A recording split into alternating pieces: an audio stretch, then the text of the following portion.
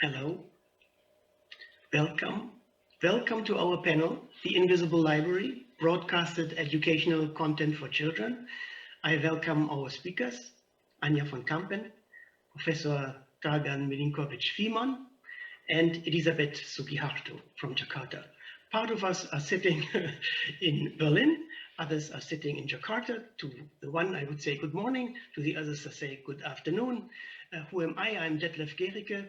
I worked for the Goethe Institute in Sweden, in Indonesia, in the US, and in Lithuania. And in between, I headed the Department for Film and Television, where I built up a library for children, movies and children content, among others. Other qualifications of mine for moderating this panel are my 5 children. The eldest is 30, the youngest is 6. And the biggest question in the media education is, what actually is good, what is mediocre, and what is bad? This is a question which is a daily question when you raise children. And but I now want to give to start to our first speaker, who is Anja Von Kampen, and who is also living here and working here in Berlin. She is a really multi-talented artist and producer. And one of her main focus points are educational programs, documentaries, TV magazines, animation films, and also books. In 2012, she created the animated character Nietzsche. Nietzsche is the world's smallest philosopher. He's smart, simple, and funny. More than 70 episodes have been produced for TV so far, and the show has been licensed internationally and is used as a teaching tool online by many teachers. So furthermore, Anja published 9 books. Please, Anja, can you tell us more about your projects? Thank you so much, Detlef. I am the producer in this group, I think, so the person who is one of the creators of educational content. I do this for a really, really long time, and in documentaries as well, and later in animation. But maybe I start with our history in Germany in educational TV. It started in the 70s and it's still running. In the beginning, it was only TV. In the meantime, it's more like online schooling and kind of full service education, because there are also educational materials which teachers can use in class. So we start with a film, to stay in our main topic. We start with films, but then we offer a lot more material which they can use. And it's there are also e-learning courses, for example, for teachers or for kids. There are educational games, apps, virtual reality, and augmented reality programs. So yes, the films are just the beginning. And the most important thing is that the teachers have the opportunity to talk in class about the deeper sense and the deeper meanings about special stuff. Yes, I did for this program, which is called Planet Schule, Planet School. Lots of documentaries, and I'm specialized in traveling and shooting abroad, interested in cultures, and so it came in what Detlef already told you. In 2012, I was asked to produce a whole show about death, which is a very, very serious topic in Germany. and that's why I had to travel to other countries, for example, yes, to Ghana and Mexico, or Nepal, where it's a lot more funny in a way, or it's a special event to celebrate death once in a year in Mexico. Everybody knows it. And that's what I could do, to travel and shoot documentaries. But on the other hand, I had to explain death. And I thought in this point, it's not possible to do a simple theoretical explanation. I thought it's necessary to have a kid to explain this. And the easiest way is to have an animation character, because then everything is possible. And that's what we did. We created Nietzsche. Everybody knows Nietzsche, the grumpy old philosopher from Germany who doesn't like women, or who did not like women, and he was really not nice. But he has a very, very nice name. And we put this K in the front for kids, or in Germany it's Kinder. And then we, started with these episodes about death, and people liked it so much because it was so easy. It was a roller coaster, and everyone in the world has only one ticket for this roller coaster, and it can be a long ticket or a short ticket, and on one time you are kicked out, because even sometimes earlier, because you have an accident or you're very ill, for example. But if it's in a perfect world, it's when you're very, very old. And that's the concept of death, what Nietzsche explains. And after this, people were, it was the start for, in the meantime, 75 episodes, which are not only in Germany, it's also in China, for example, or in really a lot of countries. And the episodes, as you can see, are hope, for example, fear, are really traditional, all-time important topics. But in the meantime, people ask me, ministries or the channels, if we have a very, if we have topics which are very, very,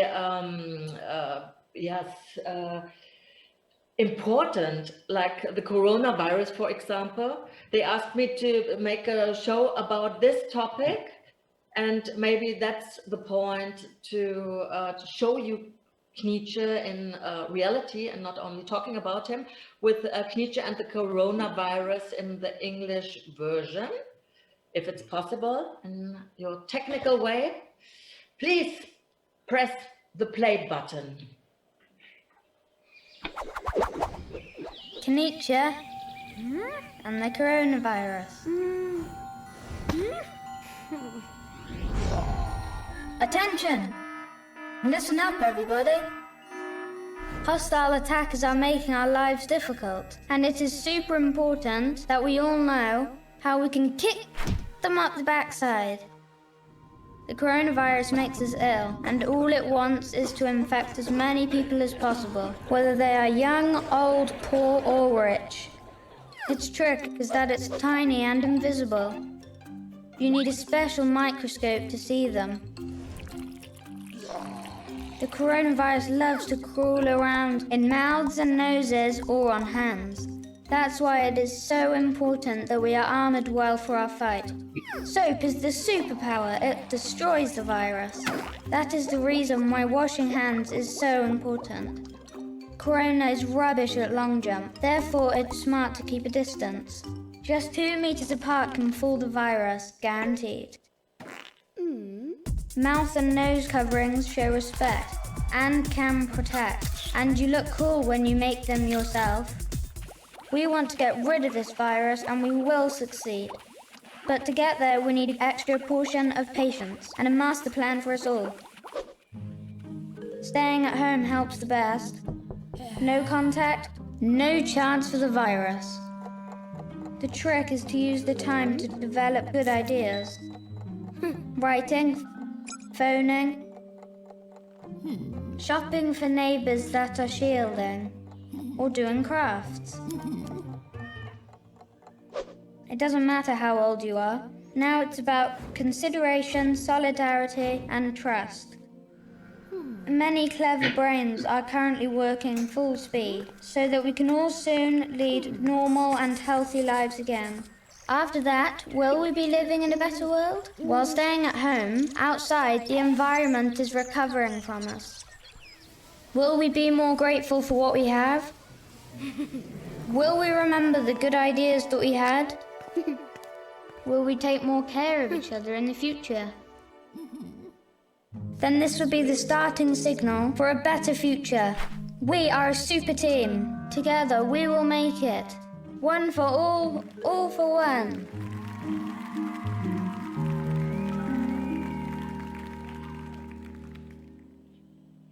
As you can see, we don't explain the virus, we explain why you have to wash your hands and why you have to keep the distance. And in the end, it's there are questions to the future, and that's where we come to the thinking that it's philosophy, and we try to bring the kids in a position that they create their own thoughts. And so, as I told you in the beginning, it's only a start. These short animation clips, normally they are 3 minutes. They are the start for a discussion and for thoughts. And what we try is to bring humor in all the episodes and adventure in a kind of way. It's not so easy in this Corona clip, but in other clips we try to bring animals into the films, because it's always good if the kids like the animation, and it's not that's when the kids are happy, the teachers are happy, and it's easier to work together. And that's why teachers like Knietje a lot. And then we created, for example, an app which is for free in Germany, because we did it together with the Ministry of Education. And in the meantime, as Detlef told you in the beginning, it's a kind of universe in this Knietje world. We had for example, it always starts with a film. We had a film for about nutrition, for example, and then it's a book about nutrition as well, and about cooking, and yes, doing sports, and buy the good fruits and not only use the cheap stuff. And then there is a DVD, for example, a few years ago. In the meantime, it's we would use different media. And there's teaching material. We had a novel as well, which is yes, a kind of mystic adventure novel. It's called Knietje and the Pocket Oracle. And it's used in school as well, and teachers use it in their classes when they teach German literature. And one teacher asked me to do this teaching material as well. And that's what brings me for today, for me, from my position, to the most important point in educational content. It's that you have a good communication with teachers and with the kids as well. If you don't know what teachers need, they won't use your material. It's always good that they give you feedback and that they talk together with you. And for me, the easiest way or the beginning was that I did lectures and workshops in a lot in Germany, but also in other parts of the world, in Beijing, in Jakarta. It was 2 years ago. And yes, lots of possibilities to work together with the people we are doing this for. It's and then they also at social media, you can have a look and at Instagram and meet me, and or at Facebook, and the teachers meet me there, and they say thank you, or they ask me to do a new topic, for example, if they have something which is important for them. And yeah, that's for me. My time is nearly over. My 15 minutes of educational content fame. And yes, I stop with this and yeah, try to keep in contact and give my session back to Detlef. Thank you for your attention. Thank you very much, Anja. Maybe one first question. Who is your production partner, your co-production partner? How do you finance all these activities? Do you have a special relation to a television channel, or how do you do it? Yes, maybe one of my best ideas in my whole life was to keep the rights, because in Germany, like I think everywhere in the world, channels have not so much money, especially when it comes to kids and education. And so they said to me, oh, we don't have so much money. And I answered, okay, but then just use these rights for showing it, but the main rights stay with me. And without this decision, I couldn't do all this. And we have WDR, one of the biggest channels, but the app we did with the Southern channel. We have the system in Germany that we have 11 different channels, public channels, and they all work together for our first German program.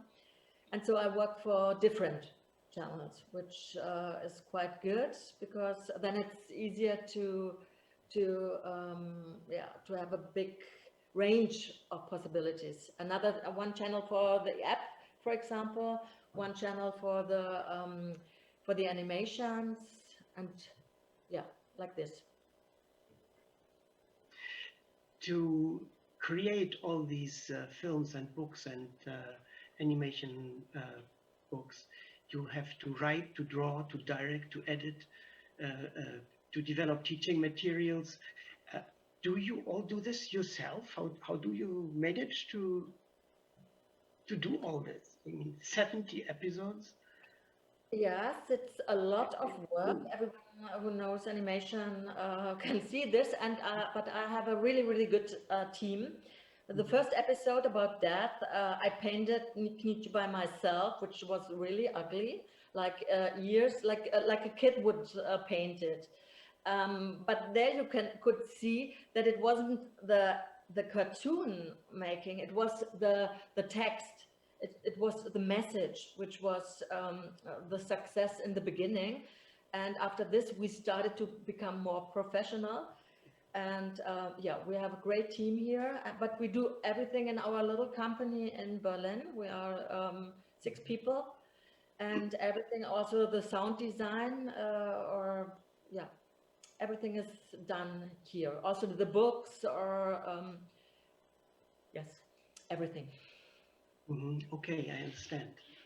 So we will have a question and answer at the end of the 3 presentations.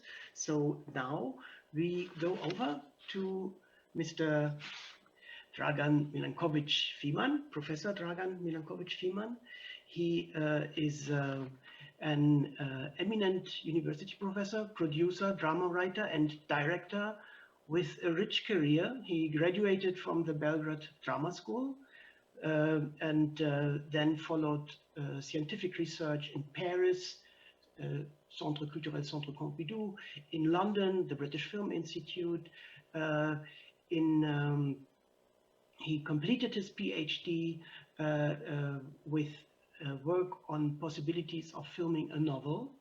He carried out post-PhD researches in Paris, in Moscow, in Seoul, in Barcelona, and again in London. So Professor Fiemann is also known to be a producer, director, and associate of film and TV projects, writer and director of various theater plays, and author of several books and essays. For more than 30 years, Professor Fiemann is an active member of several international film associations and organizations. He was a full-time professor at the Academy of Drama Arts, at the Art Academy of Belgrade, European Film Academy, ESRA in Paris, USAC in Turin, and I cannot say everything, just a part of it. From December 2017 on, Professor Fiemann is elected Vice President of the CIFEJ, Centre International du Film pour l'Enfance et la Jeunesse. And within that organization, he developed the project Film in Schools, a project which was accepted by more than 60 members of the association and already partly is realized in 6 of its member countries. Yeah. Professor Fiemann, how would you define education? What seems to be the most important aspect of the educational process? First of all, congratulations for you all organizing this meeting. It's so important, it's so necessary, because I'm afraid that our children, that if you are having 4 children, 5, I'm having 4, and grandchildren too, and all my life I'm in education. So my impression is that we are too late. We are very late in this kind of activity, in something which is introduction of media education in the schools. That's what we are trying to do. So I'm very grateful to Anja, my dear friend, to tell us how Germany, how Deutschland is very effective in organizing something, in adapting the program, the activities to this necessity to do much more and to somehow protect our children without underestimating them, because they are coming to the schools with the prior knowledge which was never available to us. They have so rich experience with the screen, with the program, with the games. And they know much more about something what is very important in this new education methodology. It's non-verbal language. It means civilization of picture. They need much more. So now we are on the problem. Who are our teachers? We all remember one of our school teachers as favorite. What children can say today? Do they have good teachers? Or we are somehow living in the past? Good teaching is coming from good teachers. And I'm afraid we are missing so many Anjas and Chachas and that left to explain to our teachers what is it about media literacy, what is the difference between media literacy and media education, and how to establish, how to build the the criteria. We are under constant aggression of media. Children are exposed to big dangers. I'm not speaking of benefit, of huge historical benefit of media, but also dangers are very big. That's why I am touched with your action, and I am ready to contribute, if possible, with my modest thoughts about it and my life experience of 50 years in media. So my suggestion is, may I continue, Detlef? Yes, please. My suggestion is not to lose much time with my presentation. I find it understandable and clear. So let's pass. I would like to say some other things when you are changing. Please give the audience and those interested the chance to get the PowerPoint from you if they are interested, and just to read basically what is it about. I'm not discovering hot water, but I believe that we have to pay attention what we are offering to children publicly as the system, and television channels and all those screens experiences for them are something which could define their life. I'm ready to say that I'm not very happy with our television programs, including children channels, because people doing those programs are doing the programs for children or about children. There is big difference in this. Okay, can you follow me? Can I continue? Please. Now I'm ready. Now I'm ready. I'm absolutely in favor of children. Sometimes we are underestimating them. They are born in different time. They are pictures readers. They are reading our faces. They are reading everything about them, around them. So they don't need so long explanation of teachers, of professors like I am, who are talking for 45 minutes during one lesson. They need some other kind of reading.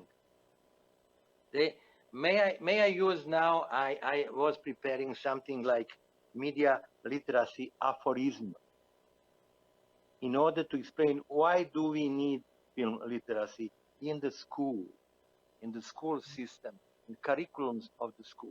That's what are we doing in CFEJ. I have in here 5 so-called aphorisms. First one is that children are learning from everything they watch. Good. Okay. Of course, I'm not going to read those slides. I will comment from the other angle. I repeat, children learn from everything they watch. You can change you can change the slides every, let's say, minute or half minute. Okay. Don't wait for me to say next one. Now you can change. Please go on with slides. Yes. Good. Then just enough time to read and go further. Our goal should be to make children's learning from the media international and beneficial. In many cases, it's not the case. YouTube, second one, YouTube and social networks are kids Google. And because today's children are seeking for video answers to their question before print. That's how they are used from the birth. They believe more in eloquency of picture than any print. Unfortunately, it's like that.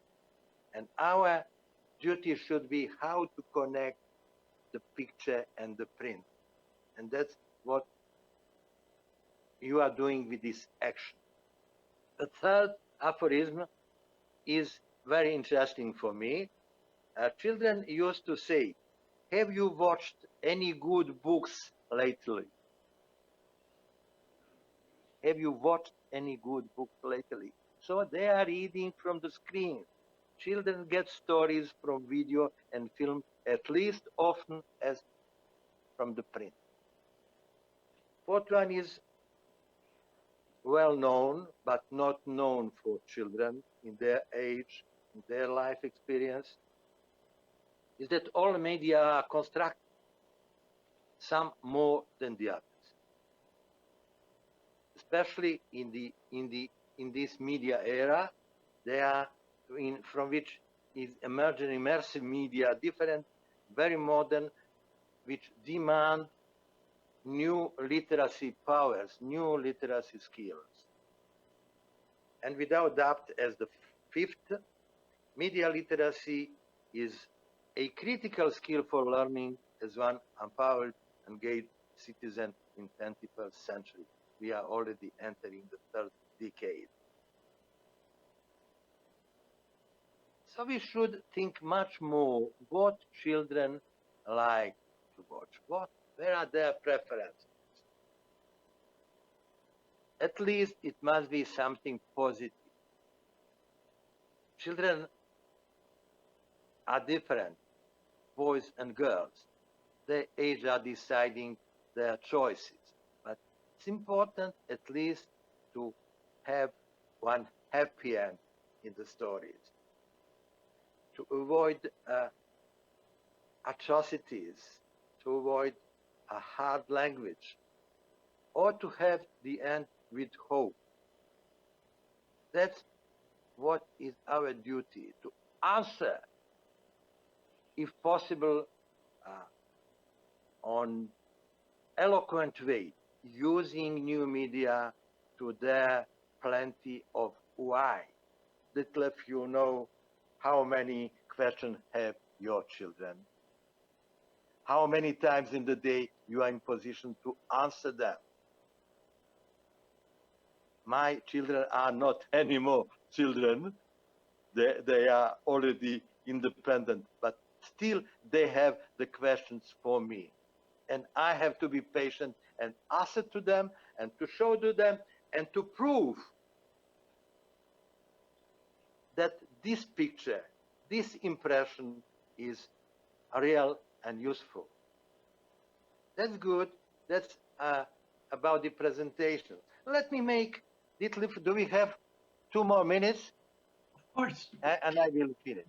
I would like to just to make closer to you our idea in CPEJ about this global project, which is a long-term project. It's not just workshop, phase 1, phase 2, phase 3. It's how to make existing teachers in the school connoisseur, specialist or expert in media literacy. There is no school, there is no university. We are not preparing experts for media literacy. So we have to use those who are already contaminated by media, by theater, by literature, by history of art, philosophy, to adapt, to prepare a special curriculums from the first class, preschool classes, and especially in 7th and 8th grade. We are doing this. Why we are doing this? As I told in the beginning, we miss thousands and thousands of new teachers, new good teachers. We are missing the teachers, media teachers generally. And we are especially missing good teachers as Anja is and Chacha is. We need much more Ditlev and Dragan in the age, because children somehow believe to the elder people. If they are included in their world, simply they have the need. They can't survive. They can't function without screens today. That's our reality. And what about the print? Fortunately, there are clever people who are finding the way to keep this verbal expression, which is always somehow supporting in the movie, in the modern cinema. Dialogues are there to explain or to support or to demystify the picture. And in the school, there is a kind of misunderstanding in this. They are on left or on right side. They should be somewhere in the middle. So I will just check, did I forgot something? I told, and I repeat on during my workshops, that successful media education results not so much from what is taught, than how it's taught, how we teach them, how we transfer our life experience, our knowledge to them, how we inspire them, provoke to them to go deeper. I use also to say, what we are seeing on the screens is very temporary, but must leave a key, this why, question mark to them to go deeper in the matter, in the subject, and that's the print they need. And maybe some last suggestion for those who are becoming and who are educational assistant teachers, professors. We have to change our approach to the education. We have to stop, as many are still, sage on the stage. The teacher is more important than students, that what he's saying is more important or definitive for students. So not more sage on the stage, but rather guide on the side. No more any kind of competition in the schools than collaboration school. How to teach, how to prove to the teachers that they have to say they don't know, that they are also learning. Teachers, as the children, are long life learners. That's our reality. I could say much more about this subject. I believe it's enough for now. Ditlev, let's go further. Maybe you have some question. Yeah, Chacha is waiting. You are promoting to teach film in school, to teach critical reading of pictures in school. When I was a child, there was a very limited amount of films and pictures. There were just 2 television channels and 3 television channels. Now we have, I think, 20 television channels, and we have the internet, and we have the social media. Would you say that also the picture within social medias have to be taught in schools, have to be part of the teacher activities? Yes. I believe that we should, being late for decades, we are late at least 50 years. Not in all schools, not in all schools, not in all countries, not in Montessori, Khan academies, expensive. Some children are having the privilege, being born rich, having rich fathers, living in developed countries. But what about majority of children who has not the screens at all. There is no cinema hall, there is no theater. Many children are living in far away villages, small cities, poor countries. What about them? How they are included in this media era? So we should simply introduce screenings in the schools, and it's easy. It's not demanding any kind of investment. Every school is having a bigger hall and projector, but it must be organized by those, by the teacher, media teacher, who knows how to make them interested in that. Then to invite even their parents, their cousins, their friends, to announce what will be screening next week, to explain to them, maybe to invite also participant actors, directors, to demystify the media production and to somehow tell them everything is made with the reason, everything is constructed, how to differentiate good and bad. That's the way to slowly, patiently establish criteria with teachers, with parents, and especially with children. And the schools are made for that. Schools are not efficient anymore.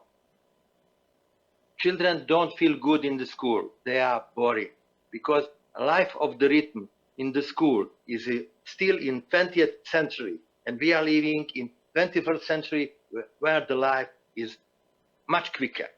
They have no time. Children are still always feeling boring with most of their educators. That's something we have to change today, if possible.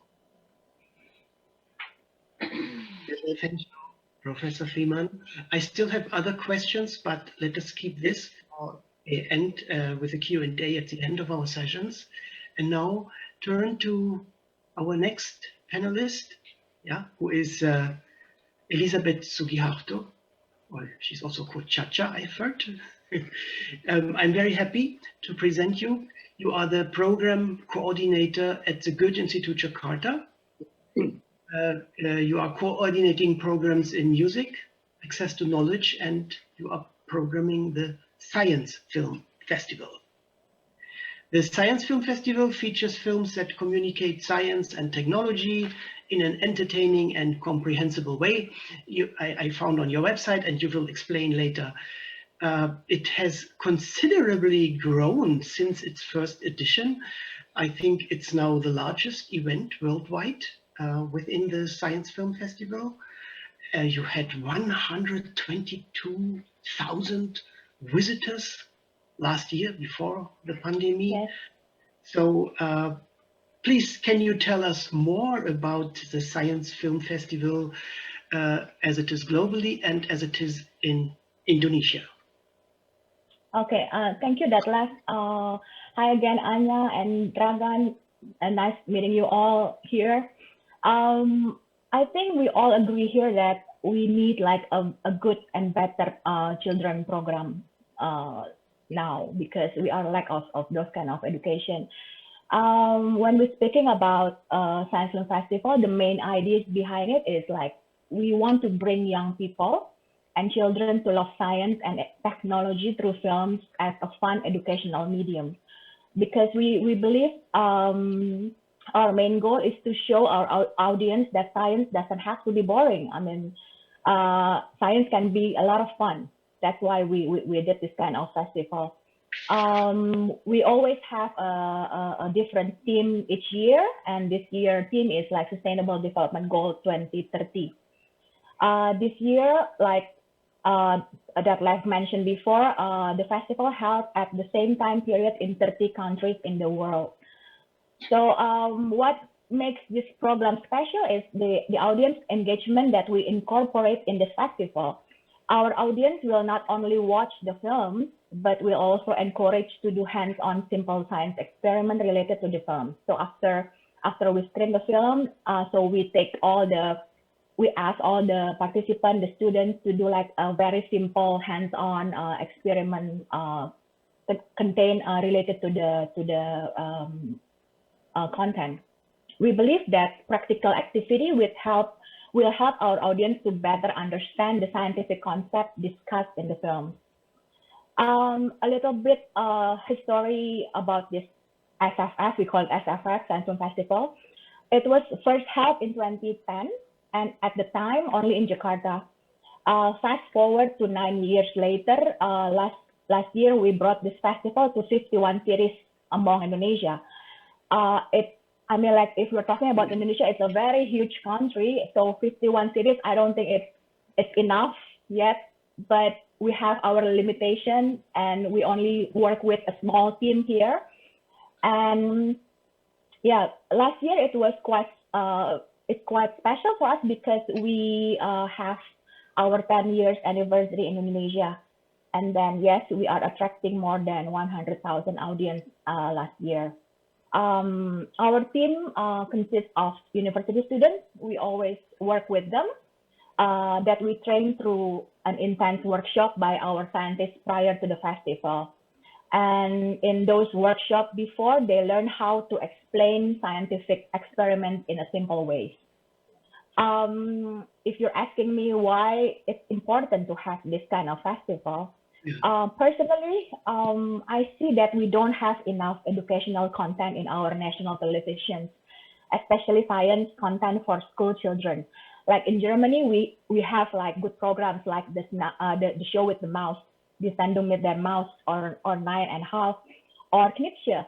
And one of our selected film this year is from Anja, Knipsche and the Environment Anja. So it's been like selected, and then we have like 14 other films. Despite of that, we only see more soap operas at the television, light entertainment, and news programs on our screen. And this is the gap that Goethe Institute wants to address. Secondly, we do believe that this program offers a two-way learning of science through experiments. We want to cultivate that love for science and the environment among children. Especially, we dedicated this project to children who live in the remote areas in part of Indonesia, where access to quality information resources is very limited. And we've been doing this like 10 years, and then this year is like our 11 years. And we have our big challenge during the pandemic. Firstly, we need to change the festival format. Everything needs to be done online, given the current situation. We used to visit and bring the festival from venue to venue in different cities, but now we ask all the teams to sit down behind our laptops and trying our best to host the festival. And one of the challenges was like, we always have to pump up the spirit and the positive energy to all the team members. And then we have to make sure that we have to guide them hosting our film screening and science activities for multiple cities at the same time from the Goethe Institute office in Jakarta. And another challenge, I might say, like the lack of internet connection in some areas. Like bits and pieces are struggling. I mean, like there are films that are delayed, of course, and other technical problems that we have to face on daily basis. But yeah, we survived it, and it's done already last week. We have it like for 3 weeks this year, and we did it in 24 cities. And until yesterday, our team make like a report. We have a total of more than 12,000 participants already joined with the festival so far. So I think that's from our side, from Science Festival story. Yeah, this is great in pandemic times, no? Just Yeah. to get a more concrete idea, also, if I understand well, the total amount of films for the Science Film Festival is almost 100. you do not screen 100, you make a selection. I think Yes. 20 or 25. So Please basically, yeah. select. How do you select? Okay, the process would be like our dear friend, our dear colleague, the man behind the scene. We know him as Andreas Klempin. Anja knows him too. Our colleague in Goethe Institute Thailand. So he's collect everything, all the submission of the film submission, and then he and the team there like select, and then he sent us like around 90 films, and then we as a Goethe Institute we do our selection, and then we send it to our local jury.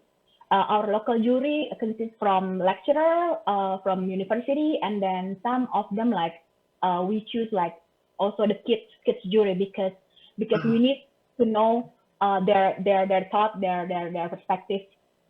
So yeah, and then we from 90 we select until 15 selected movies. Those 15 selected movies that we screen during the festival here. Now, to understand in a concrete way, because I think we can learn a lot from Indonesia with these 18,000 islands and I think 5,000 miles from one end to the other, and to reach the people is a very essential question in Indonesia, and you have many tools. So I imagine you are sitting in Jakarta, you have a package with 15 films you selected. They are you have them as files. I understand. Yeah. How do you bring them to Sumba or to Sulawesi? How do you do this? Okay, so the system will be like this. So every day, like 10 team of our SFS team like came to Goethe Institute, and then we open like 5 Zoom platforms. And then each one of them, they are hosting the same festival. Like one class in Sumba, one class in Manado, for instance, one class in Bandung. So it came like. These are classes, school classes, or yes, we work. Yes, we work with class with schools, and then we work also with the science center, which is like only like in Yogyakarta, Pontianak, and Jakarta. But the rest is like we work with PASH, our partner school. So mostly like we work with schools this year because I think that is the most important and easy to communicate, because schools teachers, they need this kind of project to make their students stay at home and then but learn something science. So we work with them.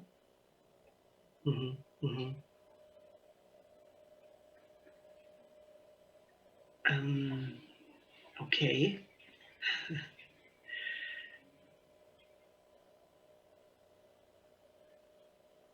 And these teachers who are working with it, we heard they should not just see the movie, but they should work on it, deepen the questions. How do you reach these teachers and inform them how to deal with the films? Because this is it's a technique of how to organize a learning process with films, which is different from organizing a learning process with books or with numbers. How do you reach them, and how do you? Okay. Basically, we work with like those. Mostly, we work with science teachers in its schools, and then before the festival begin, we had of course a Zoom meeting, because we cannot even like meet up with them in person during pandemic. And then we told them that we will screen the movie, because they can't, of course, with the copyright that Anja mentioned before, we can't even like let them download or whatever, you know. It's gonna be like a serious situation later. So what they did is like they have like, for instance, like they have like one class for 30 students, and then the schedule will be like now from 3 p.m. until 4 p.m. Jakarta time, and then our team, they will host it right now in one Zoom link, and then they becoming the host, and then we do the festival online. It's quite challenging that last, but because we always like bring this festival like live. We go to one city to another, and saw like a very energetic kids at the moment. It's really, really, really, really wonderful. But now with the pandemic, we can't do that actually. So those systems that we did. So we work with schools, and then some of the science center they they borrow our films. Of course, we ask them like to sign that you cannot even like download or make a copy, and then they screen it through their channel. Yeah. And who within that chain of production is taking care of the licenses? Oh, the licenses. Our colleague in Thailand, Andreas is the one who take care of every copyright. So and then we have to like really make sure that all the partners will make it like that. They don't copy. They don't even like download it because we don't even give them the film. We screen it from here. From Goethe Institute Jakarta, we are the one who hosts everything. I understand. Do you have a limited number of screenings for each film? Because this is often part of the license deal. You can screen 5 times, 10 times, 20 times, and I think we have like a certain unlimited because we are like doing this festival in 30 countries in the same time. So I think we have like unlimited, but during a certain period, let's say worldwide, like from October until December. But in Indonesia, from 20 October until 6th of November. I think it depends to the country. Okay. And last question from my side. You are working with Zoom screenings. Yes. We noticed this morning by spending 1 hour to arrange our Zoom panel, how challenging it can be.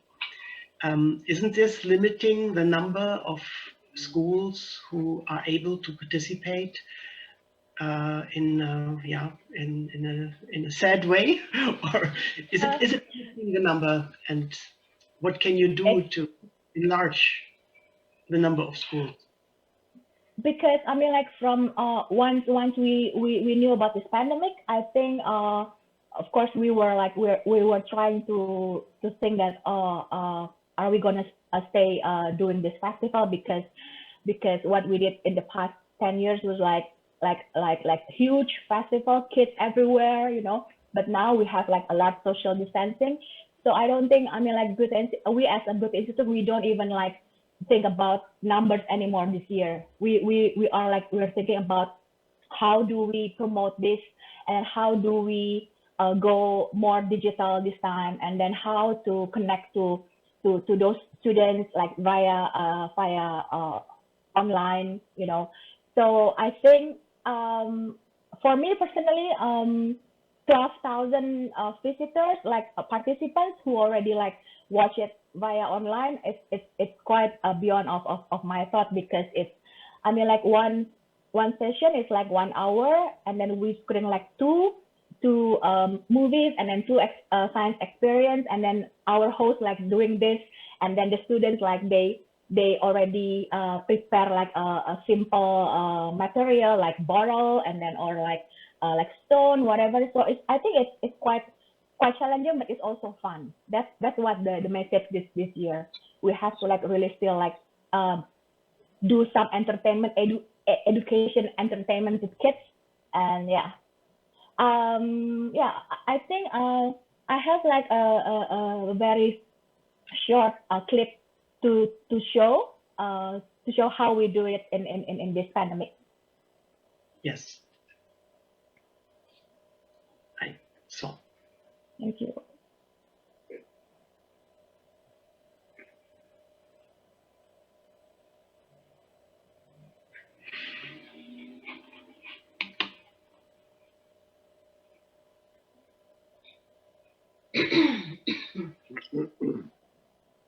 Hello. I think we can screen the 1 minute. The 1 minute. That's it. Coming. The Science Film Festival is an annual film festival held all over Southeast Asia, South Asia, Africa, the Middle East, and Latin America. It was an enormous challenge to continue with the Science Film Festival this year, given the global pandemic and the challenges we are all facing due to the COVID-19 crisis. In coordination with all the friends and partners we've made, the decision was made to present the festival online for the first time in its history. Instead of traveling to venues, the Science Film Festival team, comprising of students from Paramadina University and Atmajaya Catholic University of Indonesia, now take turns to host the event and deliver science experiments at the Goethe Institute office with strict health protocols in place. This year, the topic is Sustainable Development Goals 2030. The implementation of the goals is intended to ensure that our planet is still worth living on for future generations.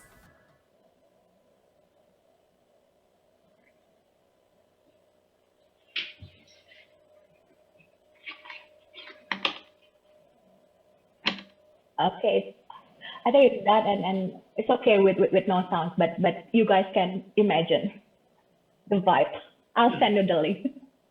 Okay, back to you, Douglas. Thank you. Thank you, Elizabeth. It's really a great initiative and project.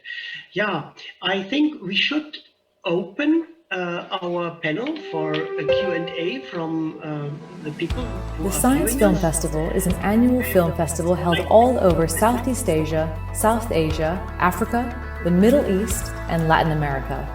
It was an enormous challenge to continue with the Science Film Festival this year, given the global pandemic and the challenges we are all facing due to the COVID-19 crisis. In coordination with all the friends and partners we've made, the decision was made to present the festival online for the first time in its history.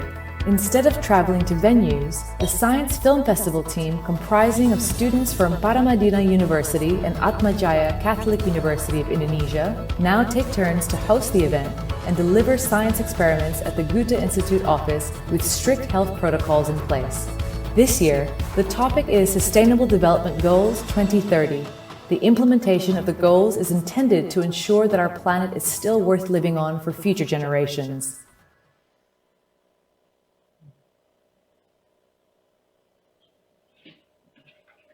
Yeah, no, thank you. Thank you again. And yeah, slowly we open our panel for questions from people who are viewing us. And while they might think about their questions, I have a questions to all of you, because if it's Anja or Professor Fiemann or Elizabeth, you all traveled a lot, you passed bigger periods of your life, of your professional life in different parts of the world and very different cultures. I think, aren't there significant differences in the cultures, how they deal with child education, and particularly how their children television is, the quality of their children television, how much money they invest, okay, but also what do we see? How is really everything so mediocre, or aren't there some countries outstanding where we could say, look at that country, this is something which I find more advanced than in my own country. I can give an example from my life. Born and raised in Germany and so on, having children in Germany, I moved to Sweden. And I must say, the 90s in Sweden, their children culture was much more advanced than ours in Germany. The kindergarten were better, and the children television was also better, and not to speak about their book culture, which is very rich. Old books of Astrid Lindgren, which are all over the world. And I found that their approach to education, to children, was better than ours. Ours has developed in the meanwhile. We have a better children program. But I'm not sure if we are already as good as the Swedish. Then I see Indonesia, and I think what you do to reach the remote areas in different levels of your society life, outstanding. We already have problems to reach the people in the Schwäbische Alb, but you are reaching out to 6,000 miles now. Yeah, what would you say if looking back to your travel experiences in other cultures, where did you meet a way to teach children with media or to offer children media where you thought, oh, this is outstanding, this I would like to adopt, this I would like maybe to bring to my own country? The one who starts first, it's up to you. Okay, I could start. Yeah. Anja is with me because we visited many countries, the same country. Like Nepal, you know, India is there, but Nepal is different. You mentioned Sweden, but Finland is different. Yes. In my experience, there are different school systems, but generally speaking, there are no.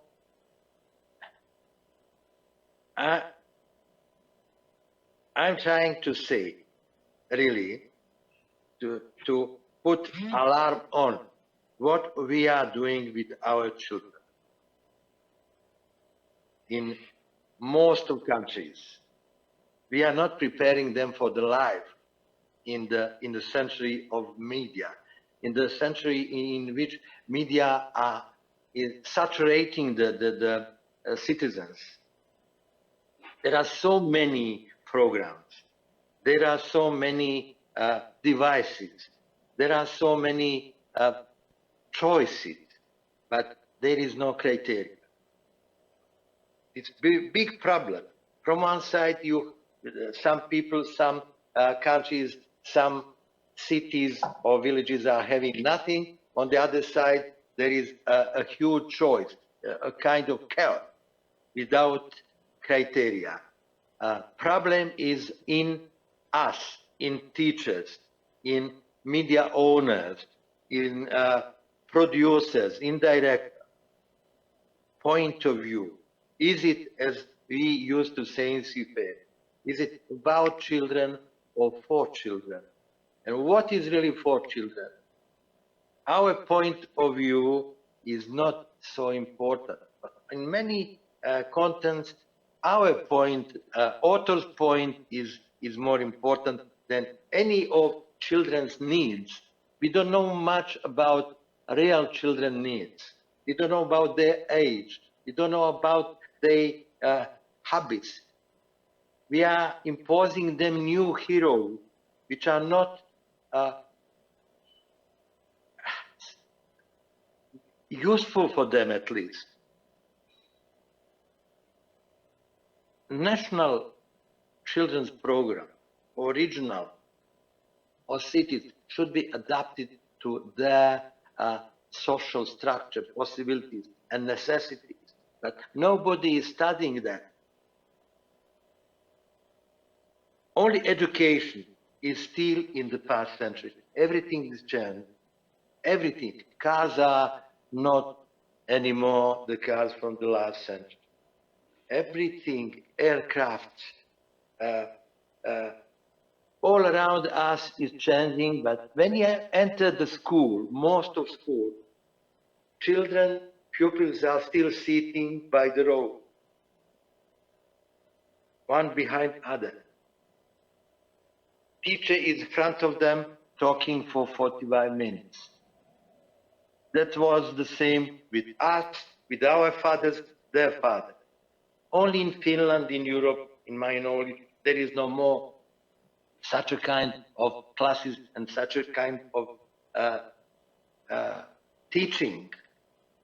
I'm happy that this action, what Anja is doing, what Chacha is doing, what I'm trying to do, and many other enthusiasts, let's say we are 100, we are 1,000, but what is to have 100,000 enthusiasts or 7 billion of global citizens? Children are not having good teachers. What we have to do is to make to prepare a critical quantity of teachers, at least for every school. Then they could translate. We are trying to do this. That's what we need. But studying as you said, Detlef, studying every country separate, condition they are living in. Climate is also important. Religion is also important. History is also important.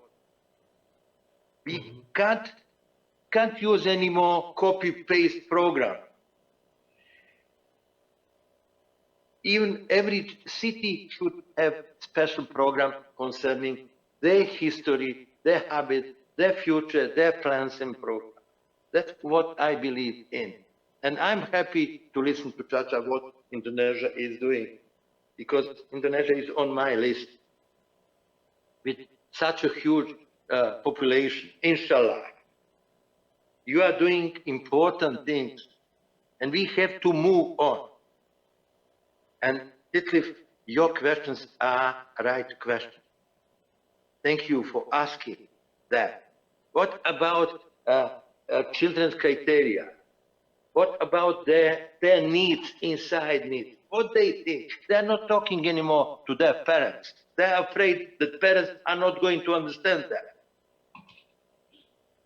Who is the person, who is the authority to whom they could approach and talk about their problems? And they have the problem. It's about efficiency of the school system.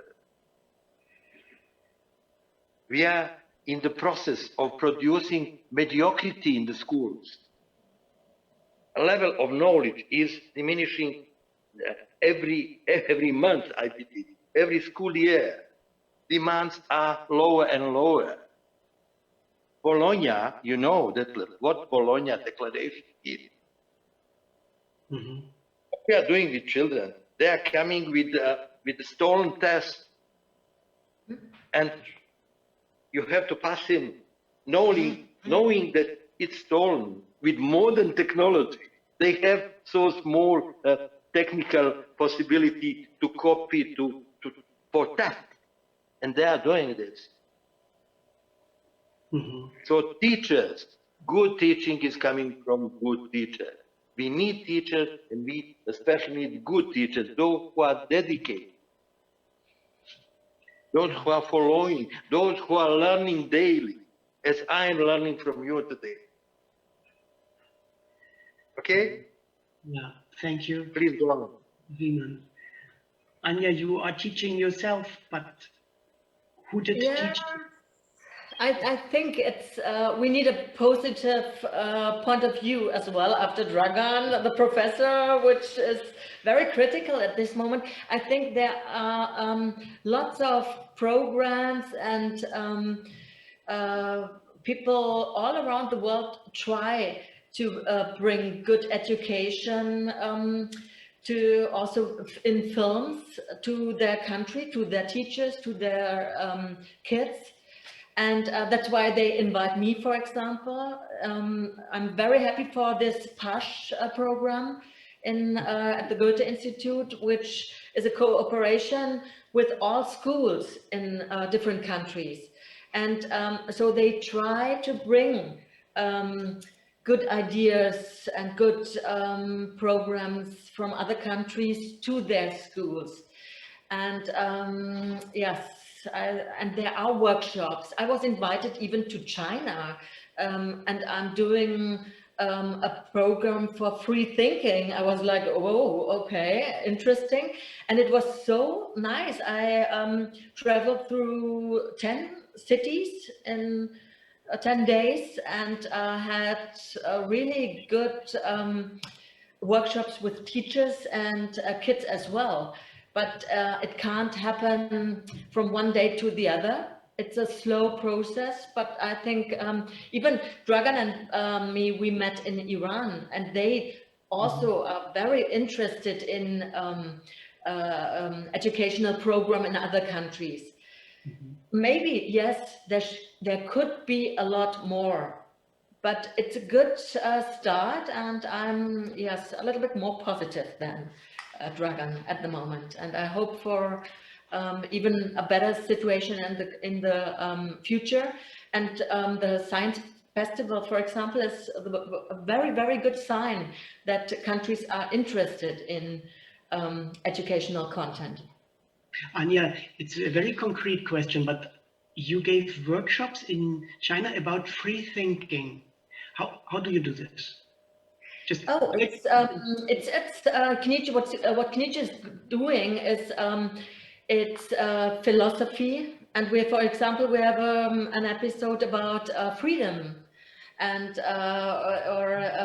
yes, also death is a topic which is not, they are not used to talk about topics like this. Even normally I start with happiness or freedom. Also in Indonesia, I had a big workshop, and they decided not to go on the hard topics, not to talk about death or fear, but in the beginning start with friendship or happiness.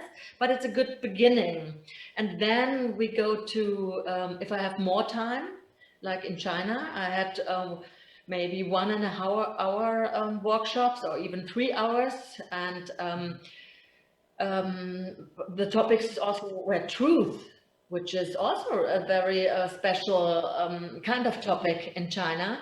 And but the kids, if you invite them to create own thoughts, they are very happy to do it. And it was a cooperation also with the Goethe Institute, but we had only Chinese teachers, for example.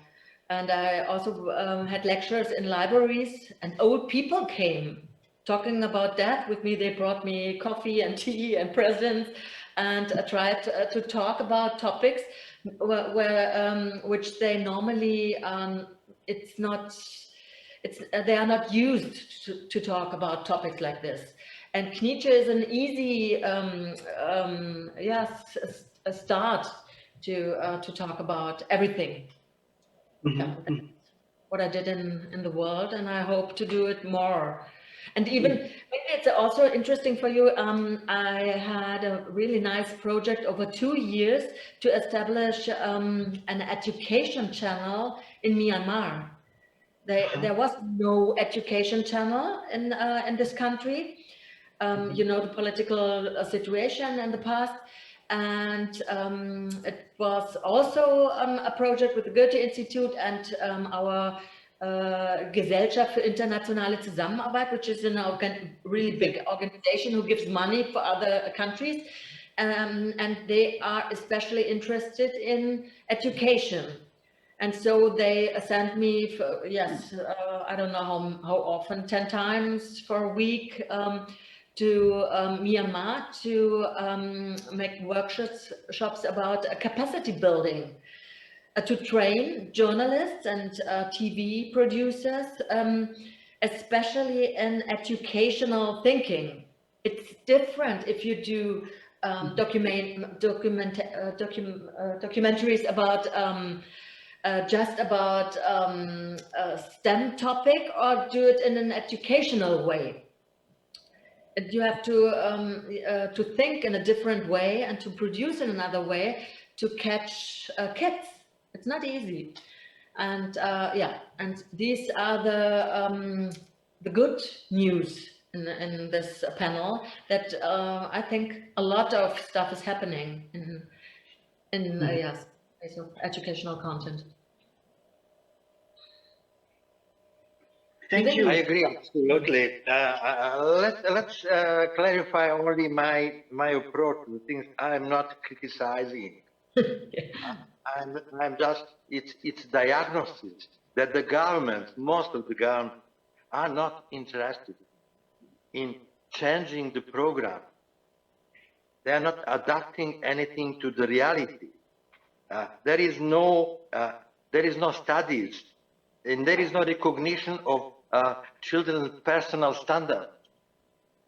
This is about human rights.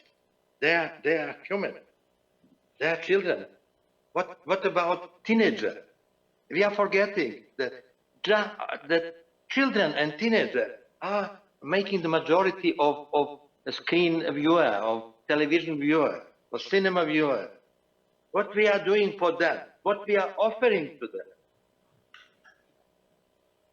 It must be something in the program which is empowering them to understand and to accept and to change maybe position.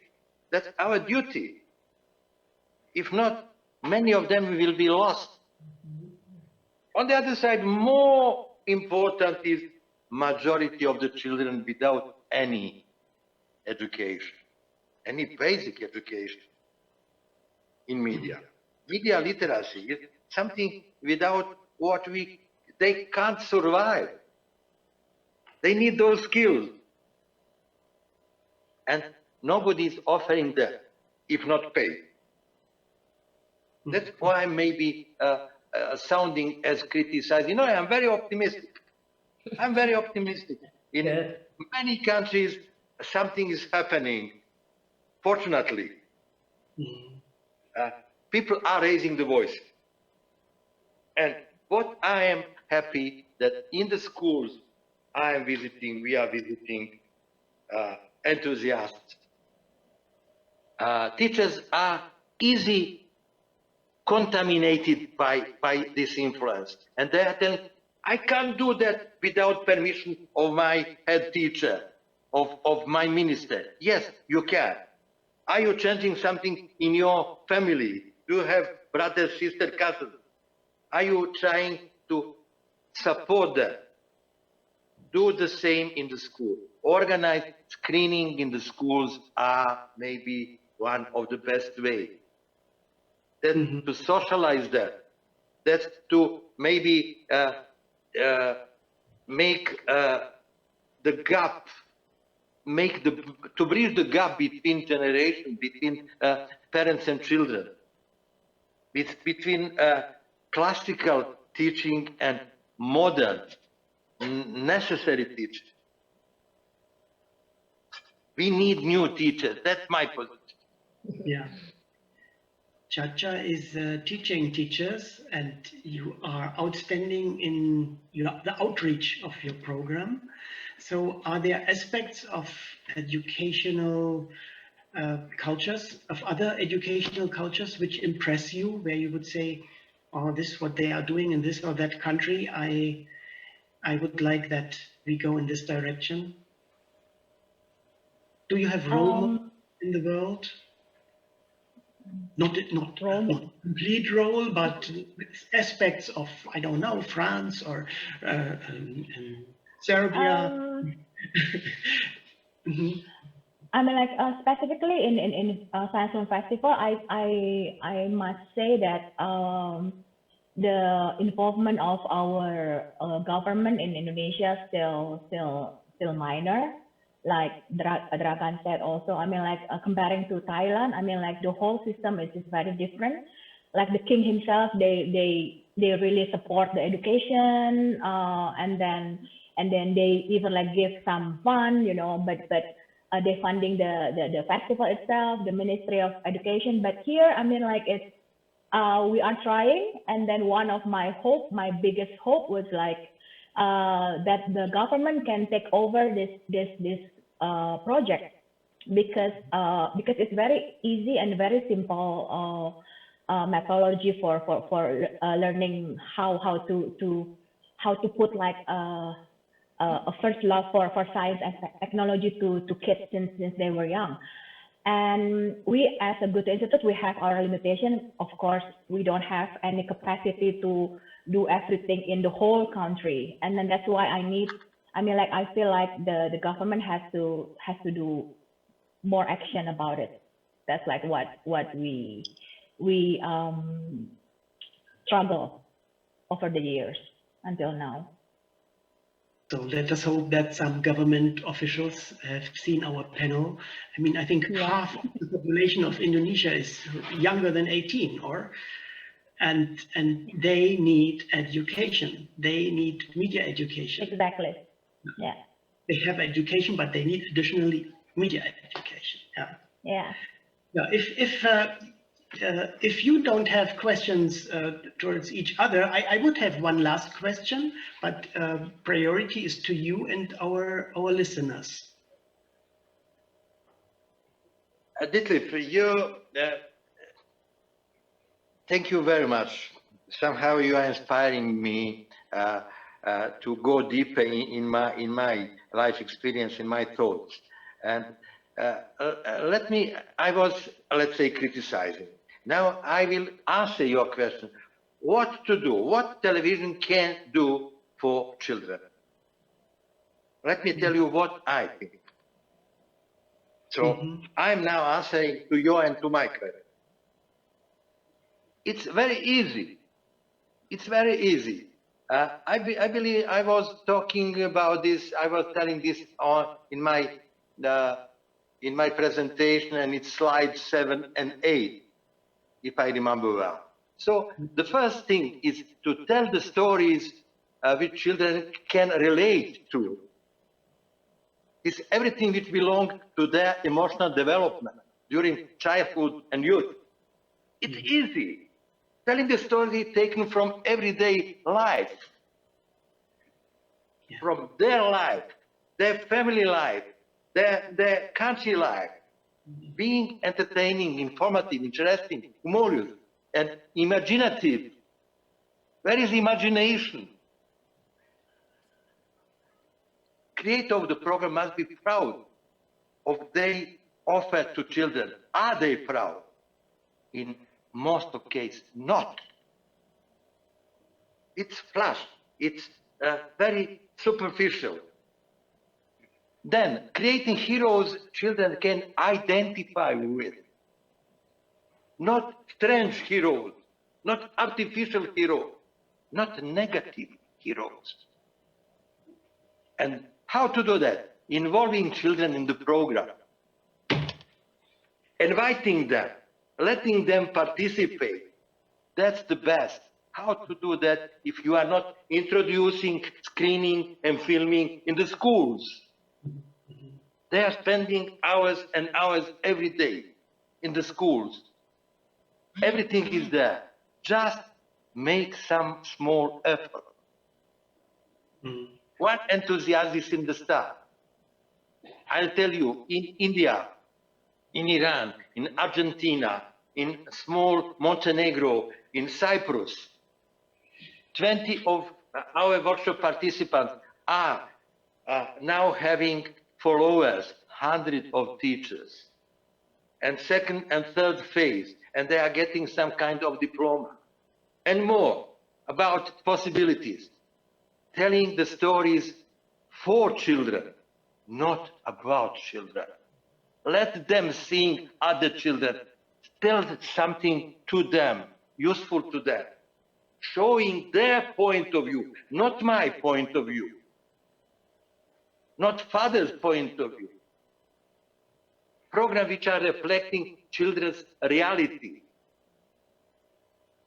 not suggestion, not desire, not a parent's projection, not a lie. We have, dear colleagues, we have finally, on the state level, to take children seriously. They deserve this. We are not respecting them. Yeah, we have to take it seriously. Those programs must be embodied in local culture, cultural background of their country. Not something imported from outside, and should be connected with personal experiences and knowledge and target of age group. Age group is important. 5 children, my 4 children, everyone has different needs. I have to adapt daily to their needs. We still have, I think, 50 seconds. I want to thank you, all three of you. Sorry, I'm taking too much time, because you are inspiring me. You are provoking me. And just as a father, let me ask you something. I have 4 children. They are grown up now. I have number 5, and I think he is outset to a challenge which all the other 4 children were not. One day he will have access to the internet, and he will access to an amount of stupidity how to deal with this, how to make children immune against a wave of stupidity which is put in the internet the day where I cannot control it any longer. Now I can control everything, but in 2, 3, 4 years I cannot control. And I think we need a Knietje, how to deal with stupidity. You know, there are things in the internet which we had not 300 years ago, yeah, anti-Semitic, anti-Islam, silly anti-religious things, silly, how to deal with this stupidity, how to make children immune. Thank you very much. Thank you, Lisa. That's exactly. Thank you, Detlef.